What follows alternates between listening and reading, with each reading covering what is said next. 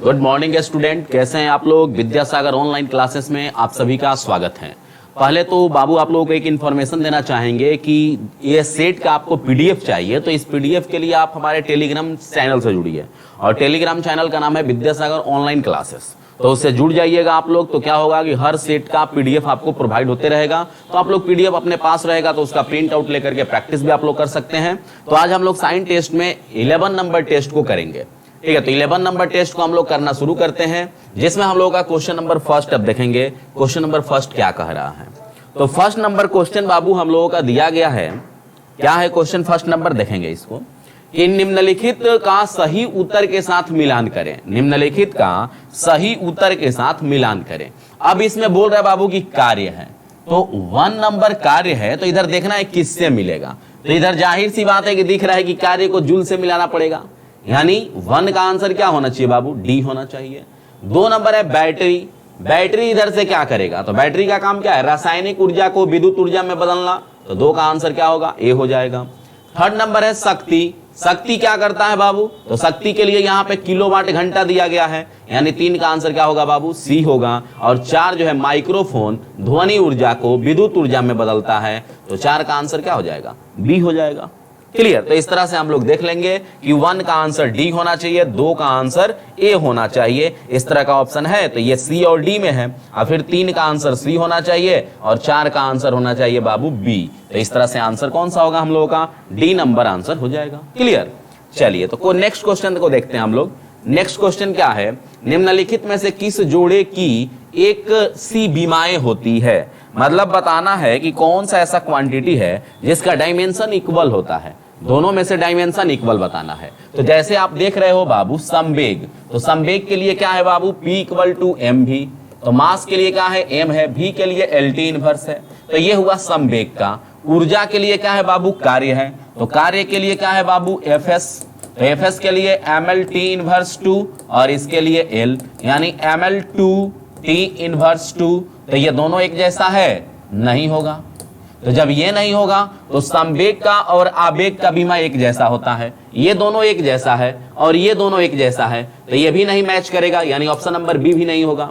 सी number है बल और शक्ति। बल और शक्ति मैच ही नहीं करेगा, क्योंकि बल के लिए हमारे पास क्या है, बल के लिए है बाबू हम लोगों का कि ma है, और शक्ति के लिए क्या है, शक्ति को देख लेते हैं। शक्ति के लिए है हम लोगों का कि वर्क अपॉन टाइम, तो ये वर्क है और ये टाइम है, तो ये क्या हो जाएगा बाबू, ml2 T इनवर्स। अब बल का क्या है बाबू, हम लोगों ने निकाला है कि ml T इनवर्स 2। तो ये भी दोनों समान नहीं है, तो ये दोनों भी इक्वल नहीं होंगे। संवेग और आवेग दोनों का बराबर होता है। संवेग का आपने देखा है, आवेग के लिए होता है बाबू फोर्स इनटू टाइम। तो फोर्स के लिए क्या है, ml T इनवर्स 2 और टाइम के लिए क्या है, t। तो ml और t क्या हो गया, ये -2 है, ये +1, तो t -1। देख रहे हैं दोनों इक्वल है, ये और ये दोनों इक्वल है, तो ये क्या हुआ, इक्वल हो गया। क्लियर। चलिए आगे बढ़ा जाए। केरोसिन तेल का अपेक्षित घनत्व क्या होगा। तो ध्यान रखेंगे बाबू हम लोग, ये क्वेश्चन काफी फंसाने के लिए दिया है। अपेक्षित घनत्व जिसे हम लोग कहते हैं रिलेटिव डेंसिटी, क्या कहते हैं बाबू, रिलेटिव डेंसिटी। और एक होता है जिसे हम लोग बोलते हैं अपवर्तनांक, अपवर्तनांक रिफ्रैक्टिव इंडेक्स। एक होता है बाबू विकृति। तो ये सब ऐसी भौतिक राशियां हैं जिनका कोई मात्रक नहीं होता, कोई मात्रक नहीं होता, इनके मात्रक नहीं होते हैं। तो मात्रक नहीं होते हैं तो अपेक्षित घनत्व का मात्रक होगा ही नहीं, इसलिए बाकी ऑप्शन पे विचार करने की कोई जरूरत नहीं है, तो नहीं होगा। क्लियर। चलिए आगे बढ़े हम लोग। संतृप्त हाइड्रोकार्बन को क्या कहा जाता है। संतृप्त हाइड्रोकार्बन की बात कर रहा है बाबू। संतृप्त हाइड्रोकार्बन, सैचुरेटेड हाइड्रोकार्बन। तो संतृप्त हाइड्रोकार्बन देखिए ऐसे हम लोग पढ़ेंगे, ये होता है एक हाइड्रोकार्बन। क्या होता है बाबू, हाइड्रोकार्बन। हाइड्रोकार्बन के 2 पार्ट, एक होता है संतृप्त जिसे हम लोग कहते हैं सैचुरेटेड, और दूसरा होता है अनसैचुरेटेड। दूसरा क्या होता है बाबू, अनसैचुरेटेड जिसे हम लोग कहते हैं असंतृप्त। तो संतृप्त वाले को कहते हैं एल्कीन, और इसमें होता है बाबू एल्कीन और एल्काइन, एल्कीन और एल्काइन। तो एल्कीन और एल्काइन जो है असंतृप्त है, और एक एल्केन जो है ये संतृप्त होता है। तो इसलिए आंसर क्या हो जाएगा हम लोगों का, एल्केन हो जाएगा। क्लियर, एल्केन हो जाएगा, जिसका केमिकल फार्मूला होता है CnH2n+2। और एल्कीन का क्या होता है बाबू? CnH2n। इसका क्या होता है बाबू? CnH2n-2। क्लियर, तीनों का फार्मूला। समावयवी किसे कहते हैं? तो समावयवी हम लोग उसे कहेंगे जिसका क्या होगा? केमिकल फार्मूला सेम होगा, मॉलिक्यूलर फार्मूला सेम होगा, बट स्ट्रक्चरल फार्मूला डिफरेंट होगा। जैसे नॉर्मल ब्यूटेन, आइसोब्यूटेन। क्लियर, तो आइसोमर समावयवी का मतलब क्या हुआ? Molecular formula same, structural formula different, is called isomer. This phenomena is called isomerism. चलिए आगे बढ़ते हैं हम लोग। 5 नंबर क्वेश्चन काफी अच्छा क्वेश्चन है, इस पे फोकस करेंगे हम लोग। क्या कह रहा है? कैल्शियम फॉस्फेट, कैल्शियम फॉस्फेट का फार्मूला भी दे दिया है बाबू, Ca3PO4 का होल ट्वाइस। और बोल रहा है कि कैल्शियम के लिए क्या लिखना है बाबू? 40, तो 40 गुने 3। फास्फोरस के लिए क्या लिखना है बाबू? 31। फास्फोरस के लिए क्या लिखना है बाबू? 31 लिखना है। तो फास्फोरस के लिए हम लोग 31, आइए क्या है? इंटू 2 है। प्लस ऑक्सीजन के लिए क्या लिखना है बाबू? कह रहा है 16। तो देखो 16 चौका 64, 64 गुने 2 लिख सकते हैं। तो ये हुआ 120, ये हुआ 31 दूनी 62, ये हुआ 64 दूना 128। जोड़ लेंगे इसको, 8 2 10, 6 6 12, 6 4 10, 1 11, और ये हो गया 310। टोटल 310 हो गया। तो बोल रहा है कि इसमें फास्फोरस की प्रतिशतता ज्ञात करें। फास्फोरस की प्रतिशतता, तो फास्फोरस कितना है बाबू? 31 दूना 62, 62। क्लियर, 31 दूना 62। तो हम लोग कैसे निकालेंगे परसेंटेज बाबू इसका? तो हम लोगों का 62 ऊपर रहेगा, 310 नीचे रहेगा, इंटू 100। क्लियर, 0 0 कैंसल, 31 दूना 62, तो 10 दूना 20%। कितना प्रतिशत है बाबू इसमें? 20% है। आया समझ में? पहले टोटल का मास निकालेंगे और जितना का दिया हुआ है, जैसे हम लोग अपना रिजल्ट निकालते थे, प्राप्तांक बटे में कुल मार्क्स इंटू 100। तो कितना बाबू है फास्फोरस? तो 62 है। तो 62 बटे में 310 इंटू 100। क्लियर, चलिए कह रहा है कि पीतल निम्न में से किससे बनी एक मिश्र धातु है? पीतल, पीतल जो होता है बाबू, यह बना होता है 2 धातुओं से मिलकर, जिसमें एक धातु होता है कॉपर और दूसरा धातु होता है जिंक। कॉपर और जिंक से मिलने के बाद बनता है पीतल। पीतल, पीतल जिससे बर्तन वगैरह बनाए जाते हैं। 7 नंबर क्वेश्चन काफी अच्छे क्वेश्चन में से एक क्वेश्चन है बाबू। क्या कह रहा है? एक तत्व के आइसोटोप की द्रव्यमान संख्या 298 है। एक आइसोटोप्स की द्रव्यमान संख्या 298 है। तो मान लिया हम लोगों ने कि वह आइसोटोप्स X है, इसका द्रव्यमान संख्या 298 है। अब बोल रहा है कि नाभिक में न्यूट्रॉनों की संख्या 196 है। न्यूट्रॉन कितने हैं? 196 है। तो बोल रहा है कि इस तत्व का परमाणु संख्या क्या होगा, इसको बताने के लिए बोल रहा है। क्लियर, तो देखो अगर हम लोग बात करें मास नंबर का, किसका बात करें बाबू? मास नंबर का, द्रव्यमान संख्या का, तो इसका फार्मूला होता है atomic number plus number of neutron, number of neutron.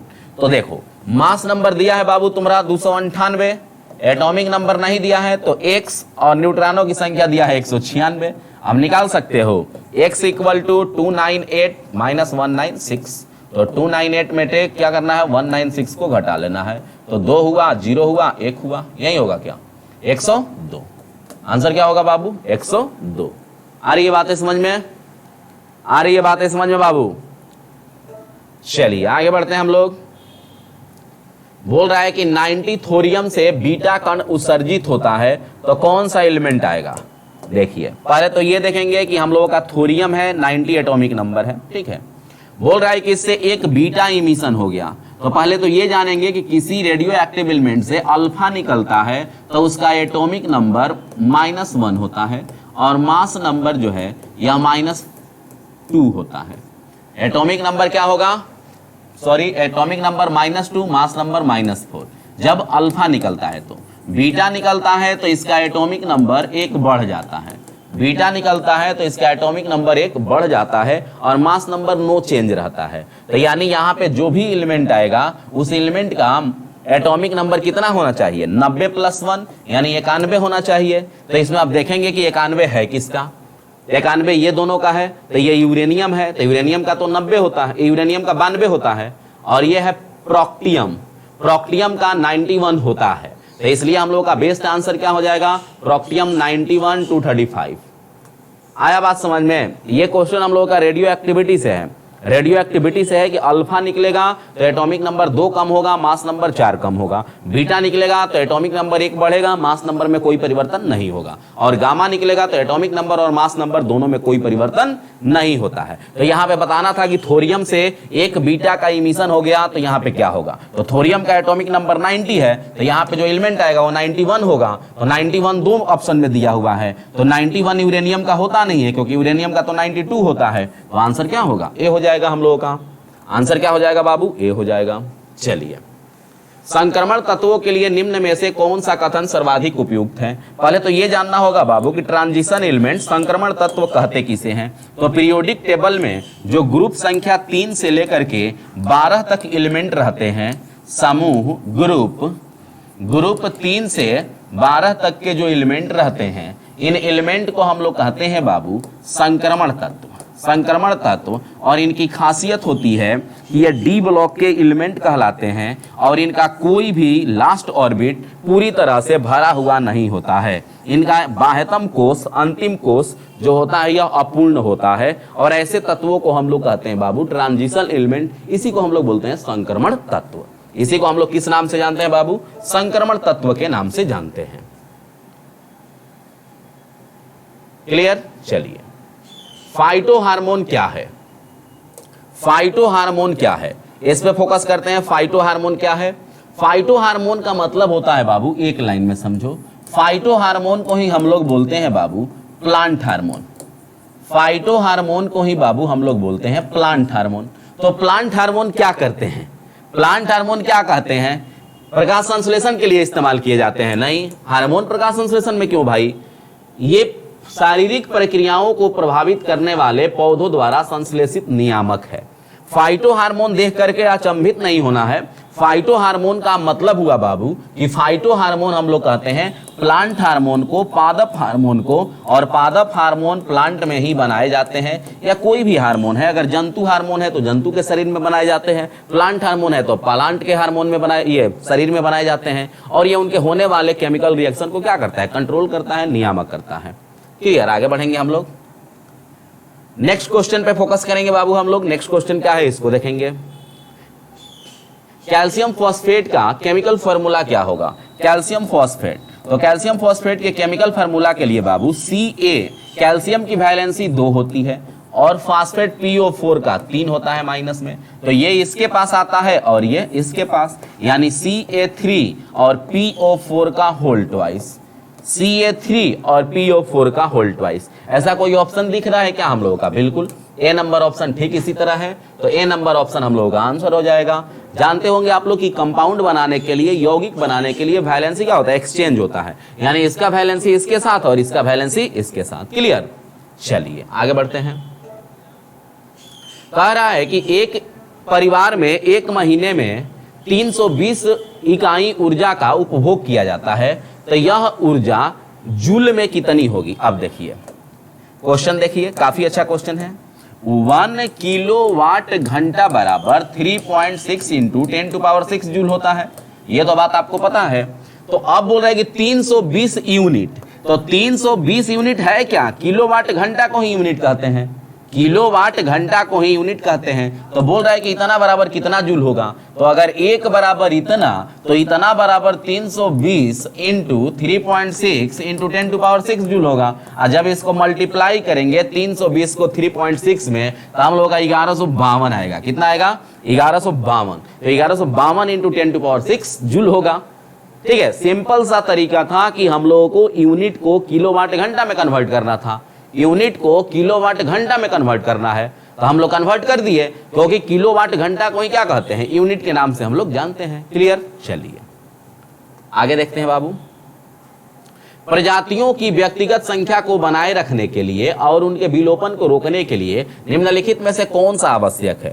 कोई भी प्रजाति है बाबू, उसको अपना अस्तित्व बचाए रखना है, तो बचाने के लिए तो उसको प्रजनन करना होगा। नहीं प्रजनन करेगा तो उसकी प्रजाति क्या होगी, धीरे धीरे समाप्त हो जाएगी। तो ये प्रजनन आवश्यक है कि अपने अस्तित्व को बचाए रखने के लिए किसी भी जंतु को जरूरत पड़ती है किसका, जरूरत पड़ेगा बाबू, तो ये जरूरत पड़ेगा हम लोगों का रिप्रोडक्टिव का, प्रजनन का। चलिए आगे बढ़ते हैं बाबू हम लोग। Ag प्लस और Cl माइनस के संयुक्त होने पर बनने वाला यौगिक क्या है? अब देखिए, Ag प्लस और Cl माइनस, एक प्लस है एक माइनस है, तो एक तो चेंज होगा तो क्या बनेगा? AgCl। AgCl को हम लोग बोलते हैं बाबू सिल्वर क्लोराइड। क्या बोलते हैं इसको बाबू? Silver chloride. इसे किस नाम से जानते हैं? सिल्वर क्लोराइड के नाम से जानते हैं। और इसी का कॉमन नेम होता है बाबू हॉर्न सिल्वर। कॉमन नेम क्या होता है बाबू? Horn silver. कॉमन नेम इसका क्या होता है? Horn silver. सिल्वर क्लोराइड का कॉमन नेम क्या होता है? Horn silver. और ऑर्गन क्लोरेट, ऑर्गन क्लोराइड, ये सब कोई कंपाउंड नहीं होते, ठीक है। ऑर्गन क्लोरीन से रिएक्शन नहीं करता है। निम्नलिखित में से कौन सा गलत कथन है? देखिए, कथन को गलत बताना है, कौन सा कथन गलत है, इस पर फोकस करेंगे। निम्नलिखित में से कौन सा कथन गलत है? गैर मेटालिक ऑक्साइड प्रकृति में अम्लीय होते हैं। गैर मेटालिक का मतलब क्या हुआ? कि जो मेटल नहीं है। तो मेटल नहीं है तो है क्या बाबू? नॉन मेटल है। गैर मेटालिक का मतलब क्या है? Non metal. तो नॉन मेटल के जो ऑक्साइड होते हैं ये अम्लीय होते हैं, ये बात सही है। अधातुओं के ऑक्साइड अम्लीय होते हैं, ये बात सही है। फिर बोल रहा है आगे कि फेनोफ्थिलीन जो है साबुन के घोल में गुलाबी रंग देता है। फेनोफ्थिलीन को जब एसिड में डालते हैं तो कलरलेस रहता है, और जब इसको बेस में डालते हैं तो गुलाबी रंग का हो जाता है। और साबुन का घोल क्या है? बेस है। तो यह भी स्टेटमेंट सही है। फिर है सोडियम हाइड्रोक्साइड की क्षारीय प्रकृति सोडियम आयन के कारण है। नहीं, सोडियम हाइड्रोक्साइड एसिड और बेस तो H प्लस आयन से एसिड होता है, अब OH से क्या होता है? बेस होता है। तो ये OH के कारण ना बेस है, सोडियम के कारण बेस थोड़ी ना है। तो इसलिए आंसर क्या होगा? सी होगा। नींबू का रस में साइट्रिक अम्ल होता है, तो ये बात भी सही है, नींबू में साइट्रिक अम्ल होता है। क्लियर? चलिए आगे बढ़ते हैं हम लोग। मनुष्य में एक संयोजी ऊतक के उदाहरण को पहचाने। मनुष्य में संयोजी ऊतक बताना है। संयोजी ऊतक को अंग्रेजी में बाबू हम लोग कहते हैं कनेक्टिव टिश्यू। किस नाम से जानते हैं? कनेक्टिव टिश्यू के नाम से जानते हैं संयोजी ऊतक को। और कनेक्टिव टिश्यू को बाबू हम लोग 3 भागों में बांटते हैं: real connective tissue, skeleton connective tissue, liquid connective tissue. ठीक है, लिक्विड कनेक्टिव टिश्यू। तब इसमें बताना है हम लोगों की कौन सा एक संयोजी ऊतक का पार्ट है। तो मांसपेशी जो है ये मसल्स है, यानी यह पेशीय ऊतक होता है। क्लियर? फाइबर जो होते हैं ये टिश्यू से उसका कोई रिलेशन नहीं है। कोशिका जो है इसका भी ऊतक से कोई संबंध नहीं है, हालांकि कोशिकाओं से ही मिलने से ऊतक बनते हैं। और हड्डी जो है यह स्केलेटन कनेक्टिव टिश्यू का एग्जाम्पल है। तो बोन्स क्या होगा? कनेक्टिव टिश्यू होगा। स्केलेटन कनेक्टिव टिश्यू का एग्जाम्पल होगा, यानी संयोजी ऊतक का एग्जाम्पल कौन होगा? हड्डी होगा। क्लियर? आगे बढ़ते हैं। 1 नैनोमीटर क्वेश्चन है बाबू। 1 नैनोमीटर, 1 नैनोमीटर क्या है? नैनोमीटर तो पढ़े होंगे। 10⁻⁻9 मीटर को हम लोग नैनोमीटर कहते हैं। 10⁻10 मीटर को एंगस्ट्रम कहते हैं। क्लियर? 10⁻15 को फर्मी कहते हैं। 10⁻15 को फर्मी कहते हैं। तो ये आंसर हम लोगों का कौन सा होगा बाबू? तो 10⁻9 मीटर। 1 नैनोमीटर बराबर 10⁻9 मीटर। क्लियर? चलिए, वेग में परिवर्तन की दर को क्या कहते हैं? वेग में परिवर्तन की दर यानी v-u/t, तो इसे क्या कहते हैं बाबू? एक्सेलरेशन कहते हैं, त्वरण कहते हैं, त्वरण कहते हैं। अब मास इंटू वेलोसिटी को हम लोग क्या बोलते हैं बाबू? संवेग बोलते हैं। और मास इंटू एक्सेलरेशन को क्या बोलते हैं बाबू? बल कहते हैं। क्लियर? चलिए आगे देखते हैं। मान लीजिए कि एक इलेक्ट्रॉन का आवेश 1.6 × 10⁻⁹ कूलम है। तो जब तार से 1 एम्पीयर धारा प्रवाहित होती है तब तार के एक अनुभाग में प्रत्येक सेकंड में प्रवाहित होने वाले इलेक्ट्रॉन की संख्या कितनी है? देखिए क्वेश्चन को देखेंगे। पढ़े होंगे आप लोग बाबू एक फार्मूला जो याद होगा कि धारा बराबर यानी I बराबर होता है फार्मूला क्या होता है बाबू? तो आवेश के प्रवाह की दर को हम लोग कहते हैं धारा, यही ना पढ़े हैं? Q/T। अब फिर फार्मूला होता है बाबू Q बराबर होता है Ne। Q बराबर Ne, number of electron in, और ये T। क्लियर? अब बोल रहा है कि T का वैल्यू कितना है बाबू? 1 सेकेंड है। I का वैल्यू 1 एम्पियर है, यानी I बराबर 1 एम्पियर, T बराबर 1 सेकेंड।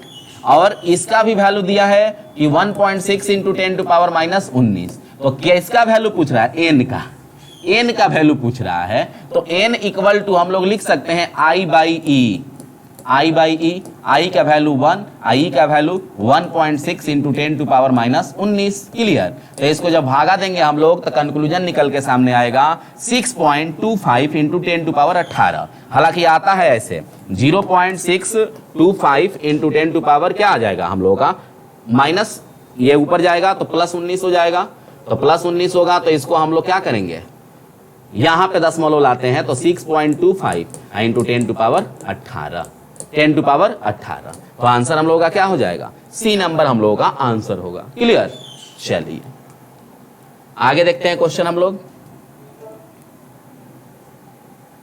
हमारी जरूरतों के अनुसार धातु को अलग अलग आकार दिए जा सकते हैं क्योंकि उनमें किस प्रकार के गुण पाए जाते हैं। बोल रहा है कि जैसे हम लोगों को मेटल की जरूरत होती है, धातु की जरूरत होती है, तो धातु की जो जरूरत है बाबू, ये जरूरत के अनुसार हम लोग बना लेते हैं। जैसे धातु को हम लोग कटोरा बनाना है तो कटोरा बना लेते हैं, गिलास बनाना है गिलास बना लेते हैं, चम्मच बनाना है चम्मच बना लेते हैं, तार बनाना है तार बना लेते हैं। ऐसा क्यों होता है? तो धातु का एक प्रॉपर्टी है बाबू कि धातुओं में आघातवर्ध्यता और तन्यता का गुण होता है। आघातवर्ध्यता का मतलब हुआ कि उसको पीट पीट करके उसकी चादरें बनाई जा सकती है, और तन्यता का मतलब कि तार बनाया जा सकता है। तो ये दोनों कैरेक्टर के कारण हम लोग धातुओं को अपने अनुसार क्या करते हैं, ढाल लेते हैं।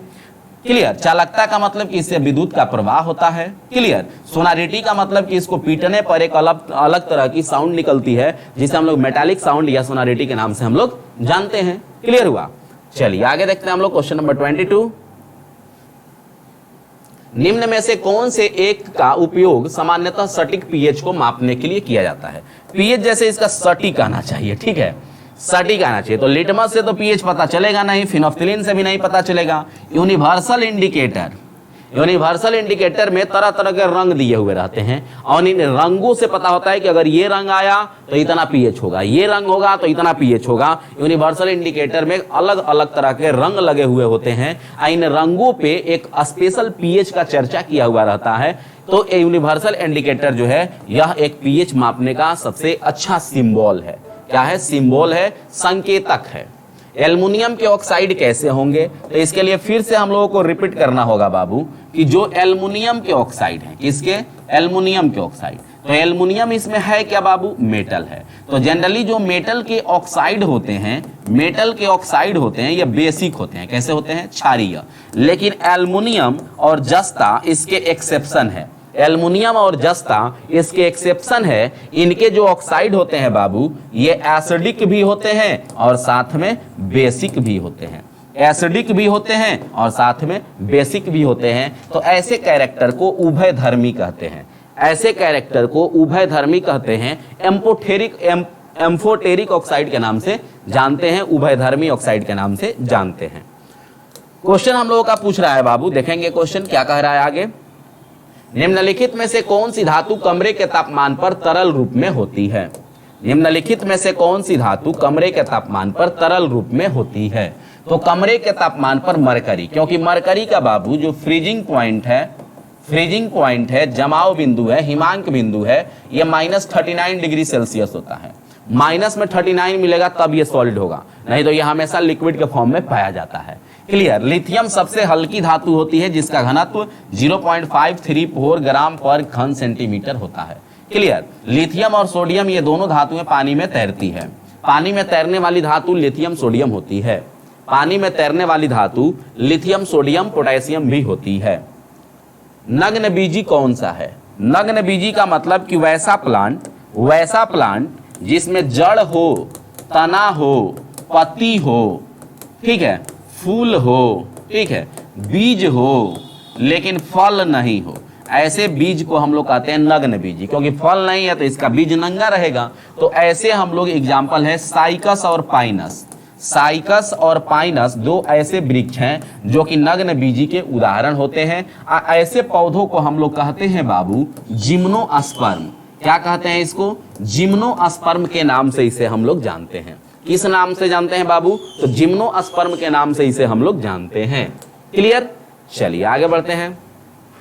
जब मानव शरीर का तापमान सामान्य शारीरिक तापमान से लगभग 2 से 3 डिग्री फ़ारेनहाइट कम हो जाए। तो कम हो जाता है बाबू जब हम लोगों के बॉडी का तापमान कम होता है तो उसको बोलते हैं हाइपोथर्मिया। क्या बोलते हैं? हाइपोथर्मिया। और जब अधिक हो जाता है तो उसको बोलते हैं हाइपरथर्मिया। यानी फीवर का जो कंडीशन है वो हाइपरथर्मिया की स्थिति है, ज्यादा तापमान हो गया। कम तापमान का मतलब हाइपोथर्मिया। तो आंसर क्या होगा हम लोगों का? B number. एक बीमारी होता है बाबू जिसे हम लोग बोलते हैं हाइपोक्सिया। तो हाइपोक्सिया क्या है कि हमारे शरीर में जब ऑक्सीजन की कमी हो जाती है तो इस बीमारी को बोलते हैं बाबू हम लोग हाइपोक्सिया के नाम से जानते हैं। अभी कोरोना काल में हम लोगों के फेफड़े में ऑक्सीजन की कमी हो जा रही है, जिसके कारण हाइपोक्सिया बीमारी काफी चर्चा में है। लेकिन बहुत सारे कोरोना पेशेंट के साथ ऐसा स्थिति हो रहा है कि उनके बॉडी में ऑक्सीजन की कमी हो जा रही है, 80% से भी कम हो जा रहा है, लेकिन उनको पता नहीं चल रहा है। तो उस बीमारी का नाम दिया गया है साइलेंट हाइपोक्सिया। क्या नाम दिया गया है उसका? Silent hypoxia. वायु में ध्वनि की सामान्य गति क्या है? वायु में ध्वनि की गति कितना है बाबू? 332 मीटर पर सेकेंड, यही ना है? 332 मीटर पर सेकेंड। यहां पे दे दिया है 0.332 किलोमीटर प्रति सेकेंड। तो ठीक है, इसको किलोमीटर में बदल लेंगे तो 332 को 1000 से भागा देना होगा, तो भागा देंगे तो 0.332 मीटर पर सेकेंड। यानी बेस्ट आंसर क्या होगा? D for Delhi. Best answer क्या होगा? डी हो जाएगा। चलिए आगे बढ़ते हैं हम लोग। हाँ, क्वेश्चन क्या है आगे देखेंगे, इस पर फोकस करेंगे। क्वेश्चन है हम लोगों का कि में विटामिन डी सबसे ज्यादा होता है। विटामिन डी सबसे ज्यादा होता है तो विटामिन डी के लिए हमारे पास है बाबू कॉड मछली का लीवर ऑयल। कॉड मछली का लीवर ऑयल। ये सब जो होते हैं विटामिन ई के अच्छे सोर्स होते हैं। विटामिन ई के अच्छे सोर्स होते हैं तीनों ऑप्शन। तो हम लोग का बेस्ट आंसर क्या होगा बाबू? कॉड मछली के लीवर तेल में विटामिन डी प्रचुर मात्रा में रहता है और शार्क में विटामिन ए बहुत अधिक मात्रा में रहता है। क्लियर? चलिए आगे देखते हैं हम लोग। ऑन्कोलॉजी किस बीमारी के उपचार से जुड़ा है? ऑन्कोलॉजी किस बीमारी के उपचार से जुड़ा है? ऑन्कोलॉजी का मतलब होता है बाबू कैंसर, कर्क रोग जिसको बोलते हैं कैंसर। क्या होता है? कैंसर। तो यह कैंसर के बीमारी के अध्ययन को या कैंसर से रिलेटेड साइंस के ब्रांच को ऑन्कोलॉजी के नाम से जानते हैं। किस नाम से जानते हैं? ऑन्कोलॉजी के नाम से हम लोग जानते हैं। क्लियर? निम्नलिखित में से किसे एक टूटा हुआ तारा कहना उपयुक्त है? जैसे टूटा हुआ तारा कहना है तो टूटा हुआ तारा बाबू हम लोग किसे कह सकते हैं? टूटा हुआ तारा हम लोग किसे कहेंगे? तो टूटा हुआ तारा तो भाई तारा को कहेंगे नहीं, ग्रह को भी नहीं कह सकते हैं, ग्रहिका क्षुद्र ग्रह को भी नहीं कह सकते हैं। कहेंगे किसे? किसी मटेरियल का अंश है, अवशेष है जो हम लोगों के अंतरिक्ष से क्या किया? पृथ्वी के वायुमंडल में प्रवेश कर गया। वो अंश है, अवशेष है। तो वह जो अवशेष होगा उसी को हम लोग क्या कहेंगे बाबू? उसी का नाम हम लोग देंगे, जिसका नाम क्या होगा? उसी को हम लोग बोलेंगे टूटता हुआ तारा। क्लियर? उसी को बोलेंगे शूटिंग स्टार, टूटता हुआ तारा के नाम से हम लोग उसको जानेंगे। क्लियर? तो मिलते हैं हम लोग फिर अगले टेस्ट में। तब तक के लिए बच्चों धन्यवाद। और अगर आप लोगों को अच्छा लगता है तो इस वीडियो को ज्यादा से ज्यादा शेयर कीजिए अपने दोस्तों के पास और चैनल को सब्सक्राइब जरूर कीजिए। हम लोग मिलते हैं कल की क्लास में। तब तक के लिए धन्यवाद बच्चों।